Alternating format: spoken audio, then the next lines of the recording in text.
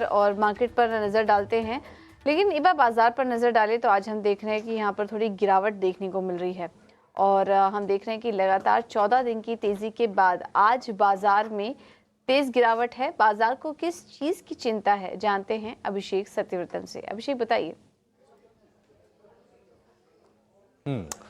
और बिल्कुल बाजार में हम देख रहे हैं कि लगातार 3 सत्र से गिरावट है और 14 दिनों तक हमने लगातार बाजार में तेजी देखी है और रिकॉर्ड ऊंचाई को भी निफ्टी ने छुआ है। लेकिन कहीं न कहीं बाजारों को ब्याज दरों को लेकर चिंता सता रही है कि क्या अमेरिका में ब्याज दरें घटेंगी या नहीं, ये प्रश्न है बाजार के सामने। और रिकॉर्ड ऊंचाई से हम निफ्टी को देखेंगे, करीब 400 अंक नीचे है और 25,000 के नीचे जाकर कारोबार कर रहा है। एक अहम सपोर्ट टूटा है। निफ्टी बैंक की बात करें तो 51,000 के अहम सपोर्ट को निफ्टी बैंक ने तोड़ा है और आज जो सबसे बड़ा कंट्रीब्यूटर है गिरावट में निफ्टी बैंक में, वो है एसबीआई का शेयर। 3.5% से ज्यादा की गिरावट हम देख रहे हैं। अगर हम बीएसई के लिस्टेड कंपनियों का मार्केट कैप देखेंगे तो उसमें आज करीब 4.5 लाख करोड़ रुपए की भारी भरकम गिरावट आ चुकी है, यानी कि निवेशकों के इतने पैसे स्वाहा हो गए बाजार से। सभी सेक्टर में बिकवाली है और दिग्गज शेयरों से आज बाजार को सपोर्ट नहीं मिला है। कुछ अगर अहम शेयरों की बात करें तो एसबीआई 3.5% टूटा है, 800 रुपए के क्रूशियल लेवल के नीचे फिसला है। 13 अगस्त के बाद ये पहली बार हुआ है। रिलायंस 2950 रुपए के नीचे आकर कारोबार कर रहा है और 1.5% से ज्यादा ही कमजोरी है। और रिलायंस को बोनस इशू वाली जो खबर आई थी 1:1 के बोनस का, उसका सपोर्ट मिलते हुए हम नहीं देख रहे हैं। नए शिखर से आईटीसी फिसला है, आज इंट्राडे में 500 तक ये शेयर फिसला। इसके अलावा इन्फोसिस 1.5% नीचे है। हम देख रहे हैं कि इंट्राडे में 1900 रुपए के नीचे ये शेयर गया है। इसके अलावा एलएनटी लगातार 3 दिन की गिरावट हो रही है और 3 दिन में करीब करीब ये 4% शेयर टूट के कारोबार कर रहा है। तो बाजार को टेंशन क्या है, आखिर ये कमजोरी आ क्यों रही है? कमजोरी की वजह यह है कि 17 से 18 सितंबर को एफओएमसी की बैठक है और 18 तारीख को यूएस फेड का ब्याज दरों को लेकर फैसला आएगा और लगातार 2 खराब आर्थिक आंकड़े हैं और उसके चलते सेंटिमेंट खराब हुआ है और ये प्रश्न उठ रहे हैं कि क्या फेड को ये अनुकूल समय लगेगा ब्याज दरों में कटौती करने को लेकर, क्योंकि कंसेंसस बिल्ड हो गया था कि कम से कम 0.25% की दरों में कटौती होगी और यहां से सिलसिला शुरू हो जाएगा। लेकिन मैन्युफैक्चरिंग के कमजोर नंबर आए, मैन्युफैक्चरिंग पीएमआई के।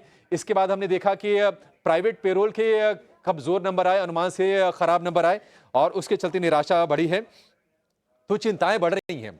अच्छा, जो कमजोर जॉब रिपोर्ट है आपको बता देते हैं कि वो कहां पर है। अगस्त में प्राइवेट पेरोल में जो बढ़ा थे वो 3.5 साल में सबसे कम रही, यानी कि 2021 के बाद सबसे कम हमने देखी है। ये एडीपी ये आंकड़े जारी करता है, जो कि एक प्राइवेट एजेंसी है।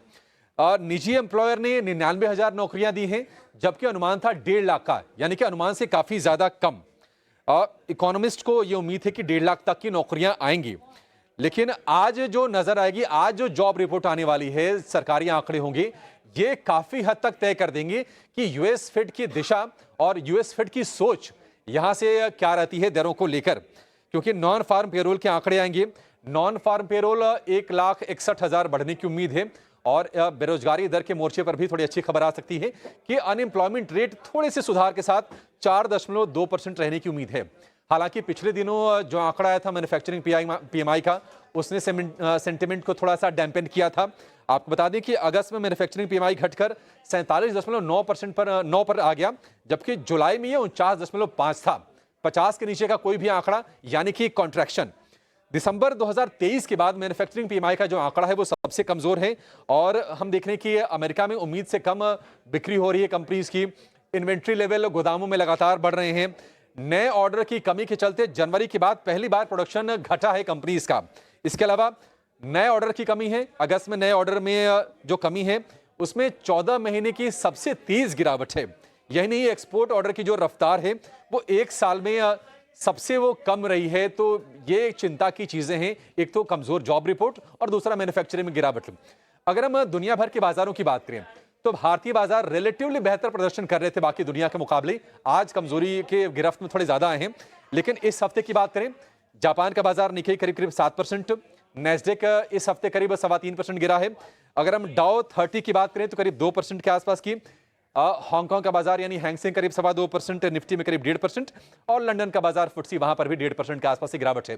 लेकिन आज शाम को बाजार में, अमेरिकी बाजार में जो आंकड़ा आएगा नॉन फार्म पेरोल का, वो बहुत ही क्रूशियल होगा और उसके पहले भारतीय बाजार थोड़े से सतर्क हो गए हैं और आज शुक्रवार के चलते भी कोई पोजीशन आगे लेकर नहीं जाना चाह रहा है। इसके चलते आज हम बाजार में प्रेशर देख रहे हैं।